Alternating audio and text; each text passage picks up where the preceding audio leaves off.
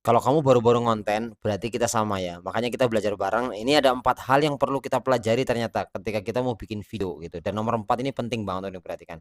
Yang pertama ya, latihan di depan cermin.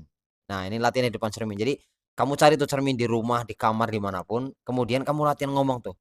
Cerita sendiri, cerita tentang kehidupan sehari-hari, kamu cerita tentang apapun gitu. Pokoknya kamu perhatikan tuh ekspresi wajah kamu gimana kira-kira. Kelihatan kaku apa enggak gitu, mungkin kamu terlalu melet, mungkin kamu terlalu membuka mulut terlalu lebar, atau bahkan kurang membuka mulutnya gitu. Kemudian kedua, itu merekam diri sendiri ya, yang kedua nih merekam diri sendiri. Jadi kamu buka handphone kamu, kameranya kamu buka, kemudian kamu rekam.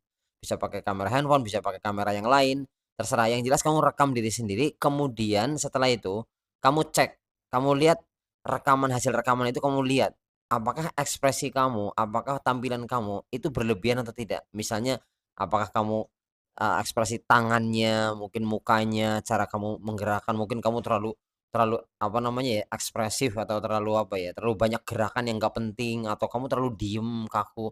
Dari situ kamu bisa lihat gitu, dan itu bisa kayak kamu evaluasi. Yang ketiga nih, yang ketiga ya, aku sambil nyontek nih, aku juga lagi latihan soalnya. Yang ketiga itu latihan membaca emosi gitu, latihan membaca emosi. Contoh sederhana nih. Misal kamu lagi menceritakan, misalnya kamu cerita, "Aku sedih banget." Apakah ekspresi wajah kamu tuh sedih atau kamu tersenyum? Kalau kalau tersenyum berarti kurang sesuai, nggak pas. Maka kamu harus harus sesuaikan gitu. Ketika kita menceritakan hal sedih ya, mungkin emosinya atau ekspresi wajahnya mesti sedih gitu. Ketika kita sedang happy ya, apa namanya, menunjukkan kelihatan happy itu gimana, seperti itu ya. Yang terakhir nih, yang paling salah satu yang hal yang paling penting adalah gunakan gestur tangan gitu, gunakan gestur tangan. Contoh, ketika kamu sedang membandingkan 2 hal nih ya, gunakan kedua tanganmu dengan kanan dan kiri. Ini kalau ini yang si A begini, yang si B begini, atau kalau kamu melakukan hal ini akibatnya begini, kalau kamu melakukan hal itu akibatnya begitu, kayak gitu. Kedua, misalnya contohnya kalau menggunakan gestur tangan tuh apa misalnya, kamu ketika memberikan, tips misalnya, tips nomor satu, nah maka kamu tunjukkan dengan angka nih, dengan jari gitu. Satu, tips kedua, tips ketiga gitu, gitu, seperti itu. Atau bisa juga tips yang pertama, terus yang kedua, terserah kamu, itu bisa kamu atur sendiri. Jadi itu gestur tangan tuh penting.